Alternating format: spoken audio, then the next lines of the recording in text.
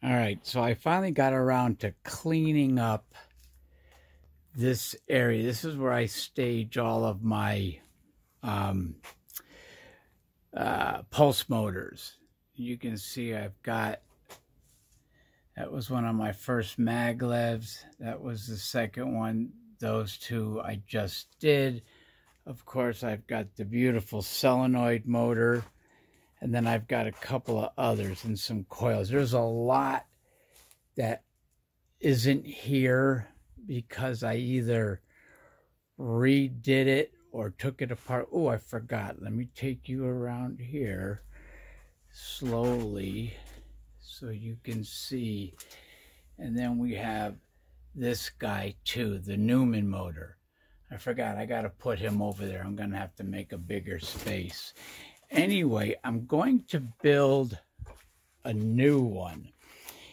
And I'm going to incorporate those magnets right there. They are N52 7/8 by, I think, 3/4, or yeah, they're big gnarly magnets. They're kind of like these guys here. This was my old test stand. And what I did with this one was I cut a piece of acrylic and screwed it to this, or bolted it to this VCR head. And we know those things spin like crazy. Well, I'm going to build a new one, but incorporating a lot of 3D printed parts. So here's the one I'm going to build. The one I'm going to use.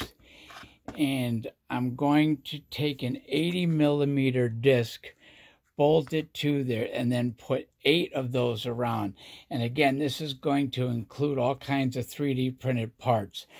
Parts that'll actually house the magnets themselves. The reason why I'm not building or printing out a 3D printed disc to mount to that is it's not going to be strong enough. And if I wanted it to be strong enough, I'd have to print it at 100% infill, which would take days to print. It takes a long time. But I think I can cut this out. I've got it started. Going to mount that to there. There's going to be some 3D printed parts mounted here as well as here.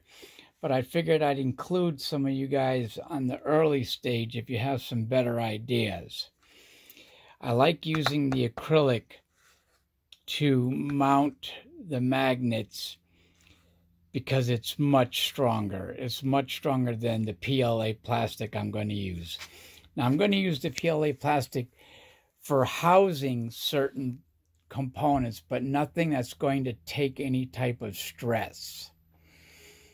But yeah, I had to put a couple of small little hex nuts in there to cinch this guy up, but he's beautiful. It has a great spin, and I'm going to attach it to this top side here. I'm going to build, I'm going to print a 3D printed base, I think. But yeah, I want to make a new rig with 8 of those barrel or cylinder N52 magnets, because I believe I can produce a lot of back EMF, or not back EMF,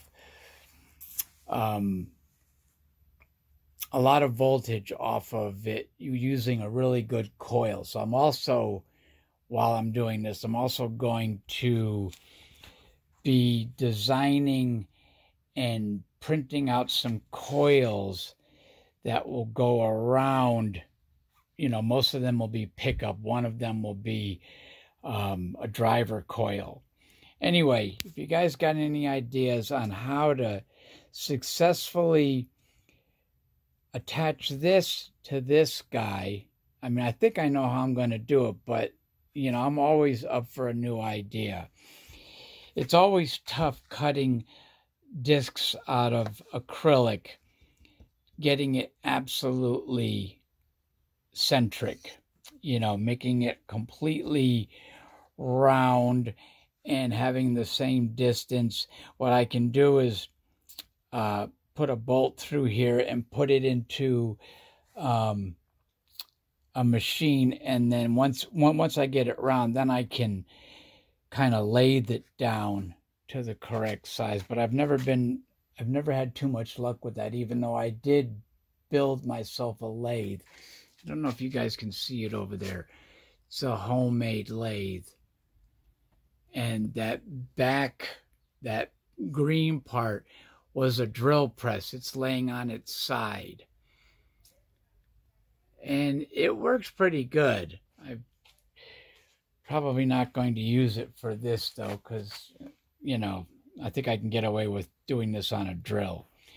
Anyway, there's all of my latest creations, including the one from Tellboy, which ended up working. Oops, there's a magnet stuck to it.